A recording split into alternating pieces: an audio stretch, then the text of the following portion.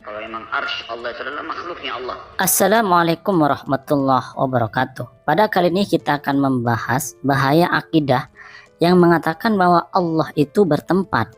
Misalnya orang yang mengatakan bahwa Allah Ta'ala itu bertempat di atas arsy. Kita sudah tampilkan dalil-dalil Al-Quran dan juga dalil-dalil dari hadis Rasulullah Sallallahu Alaihi Wasallam bahwa Allah Subhanahu Wa Ta'ala itu tidak bertempat, tidak dibatasi oleh tempat. Hal ini sudah kita bahas melalui pendekatan dalil Al-Quran dan dalil hadis dan juga pendapat para ulama Ahlus Sunnah wal Jamaah.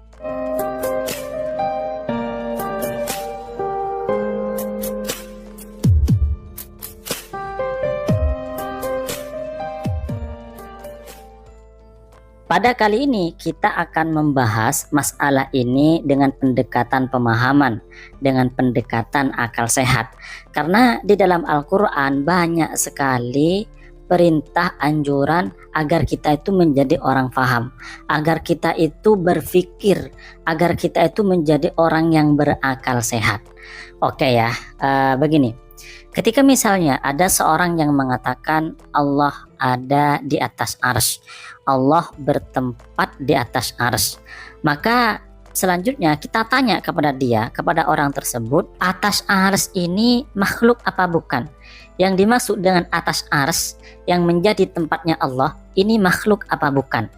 Jika orang yang mengatakan bahwa Allah ada di atas arsy itu menjawab bahwa yang dimaksud atas arsy itu adalah makhluk, berarti pemahamannya adalah Allah Subhanahu Wa Ta'ala menempati makhluk, Allah Subhanahu Wa Ta'ala bersemayam kepada makhluk.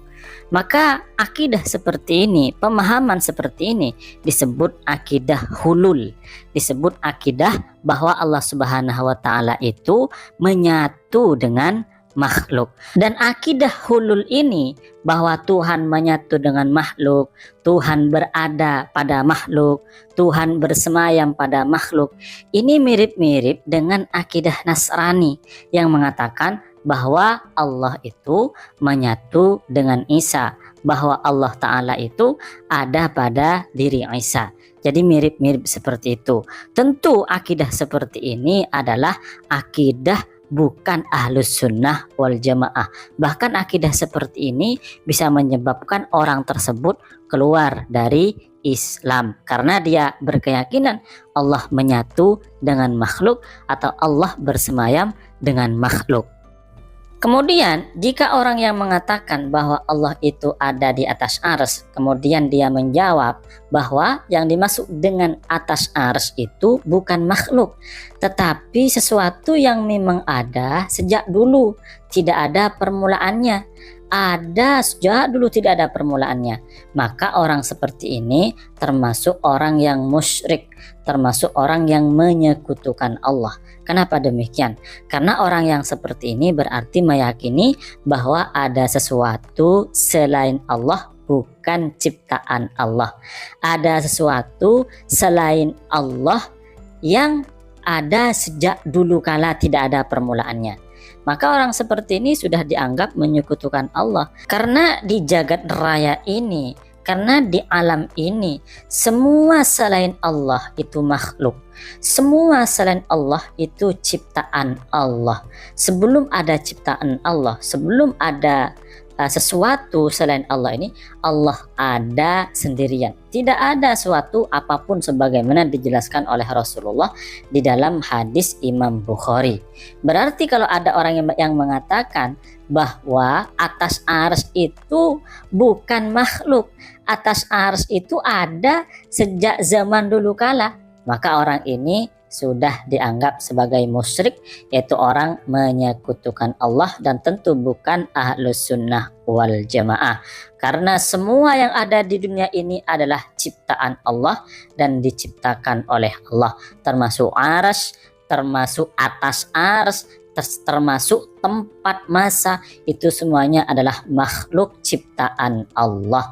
Ada karena diciptakan oleh Allah. Allah Subhanahu Wa Ta'ala muhal, ya, muhal bertempat, muhal menempati tempat yang mana itu adalah makhluk Allah Subhanahu wa taala. Karena kalau Allah Subhanahu wa taala itu menempati sebuah tempat atau menyatu dengan tempat, ya berarti Allah taala sama dengan tempat itu. Kalau Allah sama dengan tempat itu, ya berarti Allah taala itu baru, bukan Tuhan. Dengan demikian, maka bisa dipastikan dan bisa kita tegaskan bahwa Allah Subhanahu wa taala itu tidak bertempat. Allah Subhanahu wa taala itu tidak dibatasi oleh tempat.